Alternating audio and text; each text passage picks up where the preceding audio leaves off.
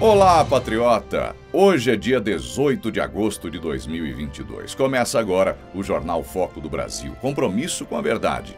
Muito prazer, eu sou o Leonardo Miller e a partir de agora estaremos juntos nesta primeira edição. E sempre às 8 da noite, a segunda edição é comandada por Cleiton Basso.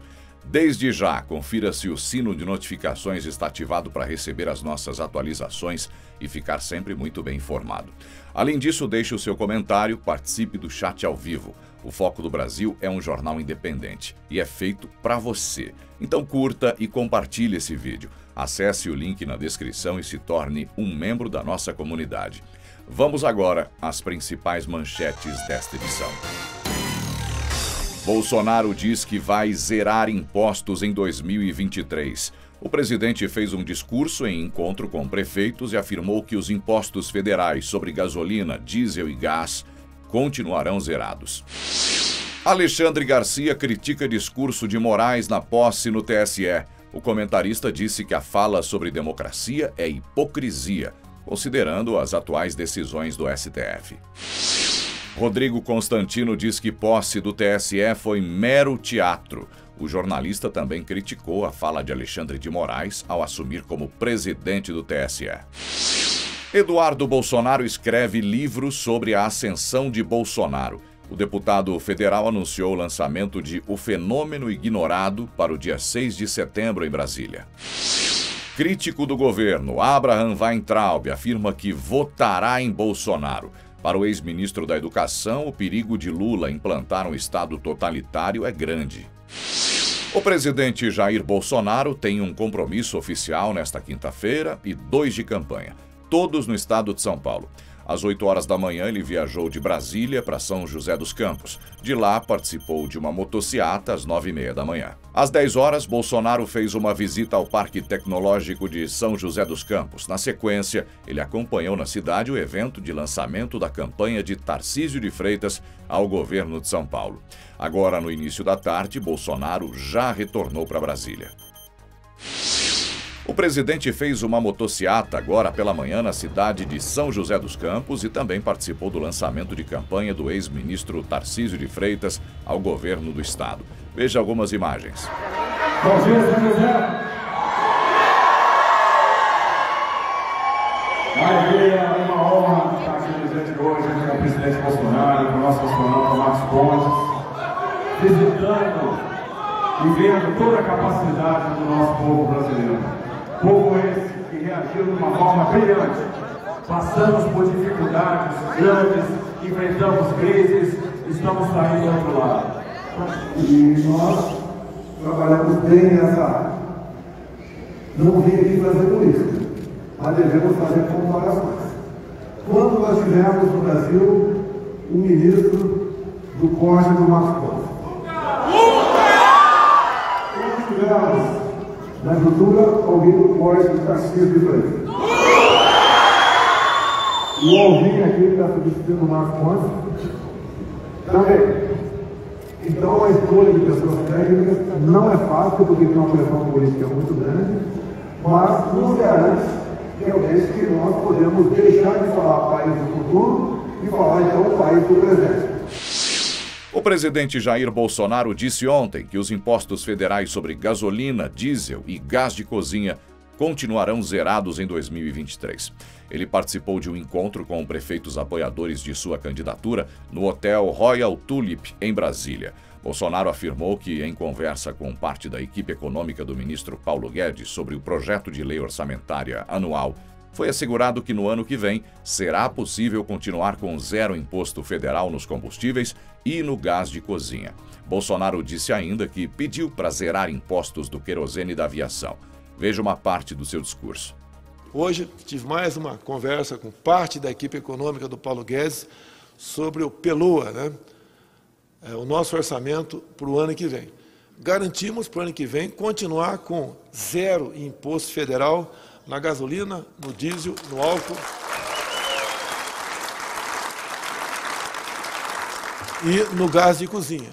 Pedi para o pessoal agora ver se pode zerar também os impostos no querosene de aviação. Dizer aos servidores públicos federais que terão reajuste no ano que vem, tá? Não definimos o percentual ainda, bem como teremos reestruturação de carreiras. Muita coisa foi feita, mais de 90%, Eduardo, passou pelo Parlamento brasileiro, a sua liderança foi essencial para que aprovássemos muita coisa lá. Em seu comentário diário para rádios de todo o Brasil e também pelas redes sociais, o jornalista Alexandre Garcia analisou o discurso de Alexandre de Moraes na posse como presidente do TSE. Para o comentarista, a fala do ministro sobre democracia foi hipocrisia, uma vez que decisões recentes do próprio STF mostram que os juízes não a respeitam. Veja uma parte do comentário.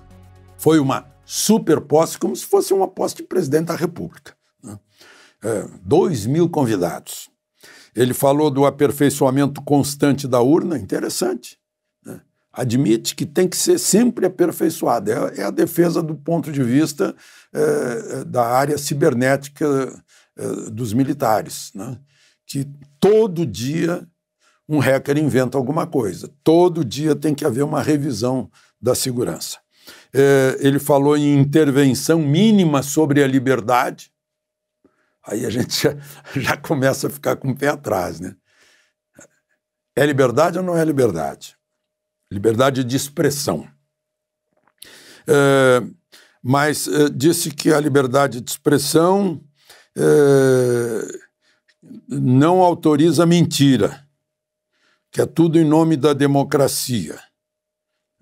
Aí a gente cai lá no George Orwell de novo, em 1984, em que o irmão mais velho, que traduziram por grande irmão, né? Big Brother é o irmão mais velho, igual ao hermano maior da língua espanhola, castelhana, é o mais velho, né? Não é o maior. Né? E terminou com um viva ao Estado de Direito. Aí eu pensei, puxa, né? Prendendo gente por crime de opinião, um processo que não segue o devido processo legal, porque não começou com o Ministério Público, foi de ofício. É um processo em que o que se julga ofendido é quem investiga, denuncia, julga e pune. Sem esquecer do artigo 53, que fala em inviolabilidade do mandato parlamentar por quaisquer palavras, e pegou o Daniel Silveira, que foi até preso. Sem esquecer do 52 lá atrás, que num julgamento presidido pelo então presidente Supremo Lewandowski, que agora é vice, né, que não considerou um pedaço, tirou um pedaço do parágrafo único do artigo 52, sobre a 8 anos de impossibilidade de exercer cargo público do presidente punido, sem falar nos direitos de ir e vir, de reunião, de culto, né? A inviolabilidade do lar durante a noite, salvo em flagrante, inventaram um flagrante. Será que todo mundo esqueceu isso? E depois faz grandes palavras sobre democracia. O nome disso lá, inventado pelos gregos, é hipocrisia, não? Dizer uma coisa é fazer outra. Enquanto a boca diz uma coisa, a mão assina uma ordem de prisão por agressão verbal à democracia, né? Ameaça verbal. Todo mundo sabe, qualquer advogado sabe o que é crime de ameaça. A ameaça tem que ser concreta, tem que demonstrar, olha, eu vou te pegar. Como a gente dizia antes do recreio, no grupo escolar. Isso é uma ameaça, mas não é uma ameaça passível de punição pelo Código Penal. O sujeito tem que mostrar a faca, tem que mostrar o que eu pretendo, eu vou com isso fazer com que você não fique na aula e eu vou tirar uma nota superior à sua, né? Tem que mostrar a realidade da ameaça, mas eu não vou entrar em detalhes aí, né? E a gente tem que saber quem ameaça a democracia. Qualquer pessoa responde a isso. Não há ameaça, há já atos antidemocráticos contra a Constituição, contra o devido processo legal. isso é a realidade, não é invenção, não é suposição. Não. O comentarista Rodrigo Constantino também reverberou a posse do TSE no seu canal oficial.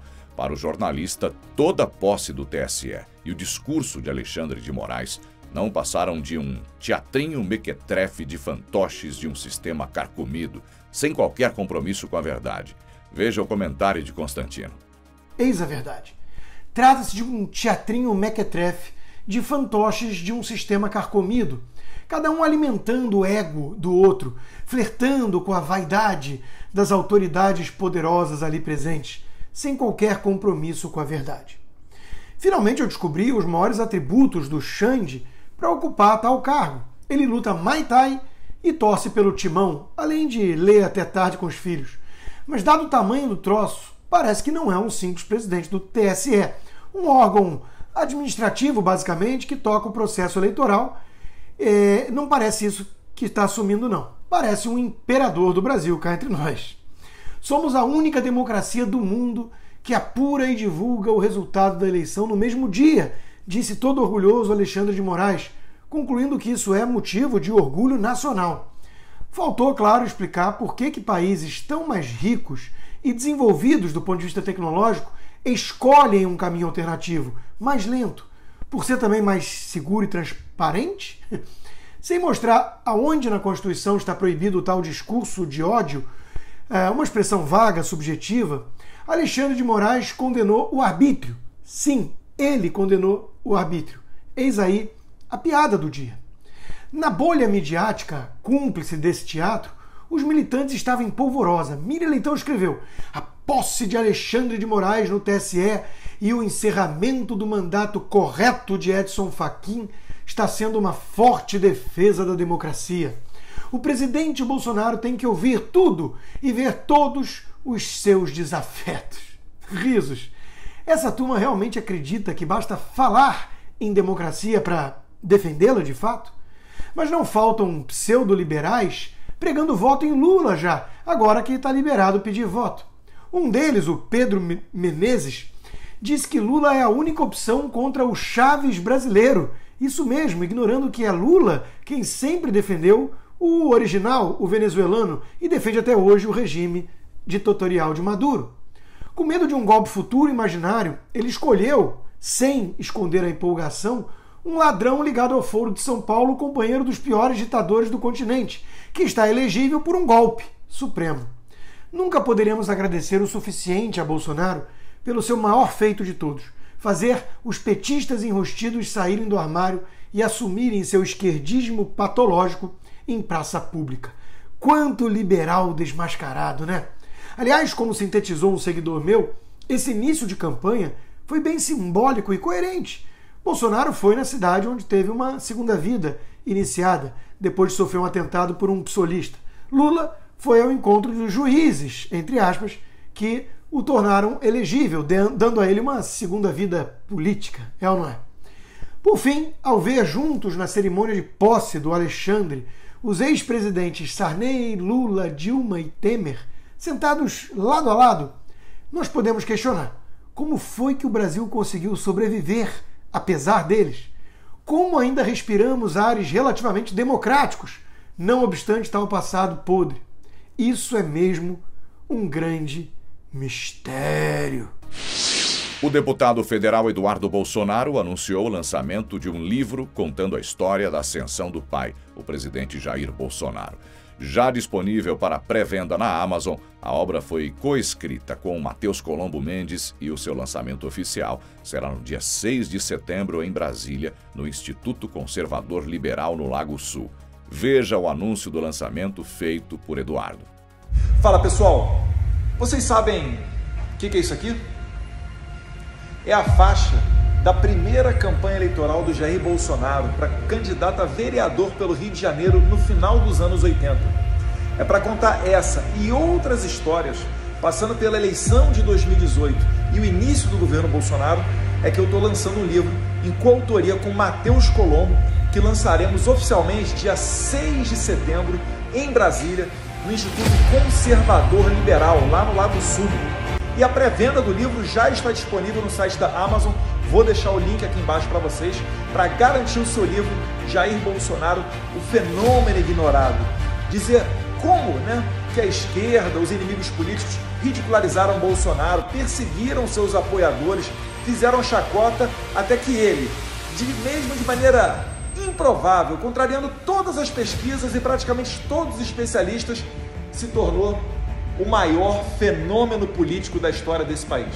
E eu peço a sua ajuda para que, se possível, compartilhe nas suas redes sociais, fale para todo mundo, para a gente trazer essa verdade, colocando luz aos fatos de quem é Jair Bolsonaro e a sua história para mais e mais pessoas. Um abraço, fique com Deus.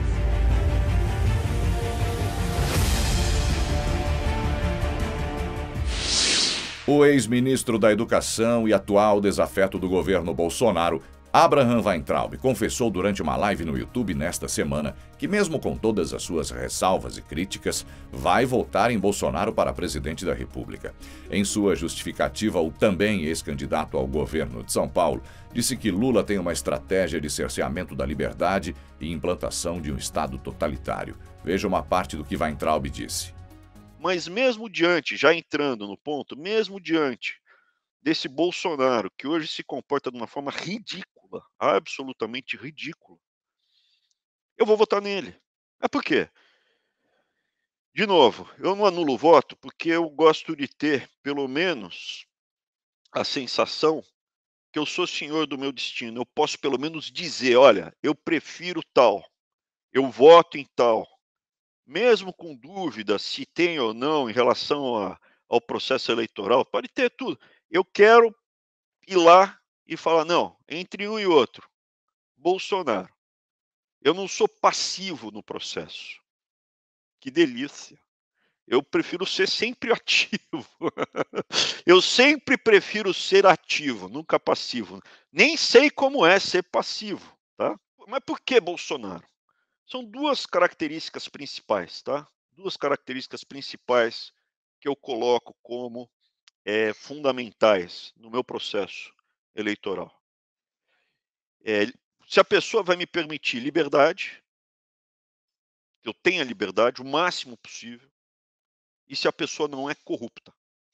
Então, duas coisas que eu olho: liberdade e honestidade. Pô, mas o presidente Bolsonaro, o exército do Deodoro da Fonseca, não sei o que lá, cala a boca, moleque, né? O presidente Bolsonaro falou, cala a boca, moleque, em público, para os militantes que estavam questionando as alianças dele, cala a boca e me obedece, é isso aí e tal, não sei o que lá. Ele não é exatamente uma pessoa que está me tratando como um homem livre, como um igual, não está. Mas o Lula é pior. Na questão de liberdade, o Lula tem uma estratégia muito mais complexa de gradualmente implementar um regime totalitário. Ele tem isso, o grupo dele tem isso delimitado. Os adversários do presidente Jair Bolsonaro à reeleição seguem buscando exposição na imprensa nesta quinta-feira. Confira uma breve agenda dos candidatos. Ciro Gomes participa pela manhã do ciclo de debates promovido pela Associação Comercial de São Paulo, na capital paulista. Às 18h, concede entrevista para o André Marinho Show. Já o candidato Jair Bolsonaro visita o Complexo Tecnológico e faz atividades de campanha em São José dos Campos, interior de São Paulo. A candidata Vera grava vídeos e faz fotos. Depois recebe os organizadores do Plano País da Infância e da Adolescência, da Agenda 227, na sede do PSTU em São Paulo.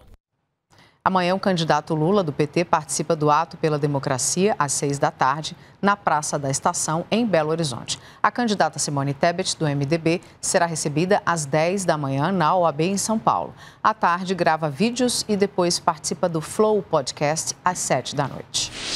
O ex-juiz e atual candidato ao Senado pelo Paraná, Sérgio Moro, fez um discurso ontem durante evento na cidade de Santo Antônio da Platina, no interior do estado. Durante sua fala, ele relembrou a sua atuação na luta contra o crime organizado e disse que, como senador, espera conseguir reduzir as desigualdades e privilégios que imperam no país. Porque as pessoas querem, acima de tudo, justiça. E, infelizmente, o Brasil é um país muito injusto em vários aspectos. E aqui eu não falo só de justiça criminal, de justiça dos tribunais, mas de justiça de modo geral. Talvez nós ainda somos um Brasil de privilégios, que se reflete nessas enormes desigualdades sociais que nós temos. E o caminho da prosperidade passa igualmente pela eliminação desses privilégios. Quero dizer, para encerrar, contem comigo, contem comigo. Eu estava no setor privado, ano passado, mas senti aquele novo chamado à vida pública, como se fosse um grilo falante, assoprando na minha consciência. Sua missão não acabou, sua tarefa está incompleta. E a gente tem que construir prosperidade nesse país. Mas a gente só faz isso com a realização da justiça. Muito obrigado. Muito bem, assim chegamos ao final de mais uma edição do Jornal Foco do Brasil. Novamente, não se esqueça de se inscrever no canal, seja membro. Não perca hoje à noite a segunda edição do Jornal Foco do Brasil com Cleiton Basso. Até amanhã.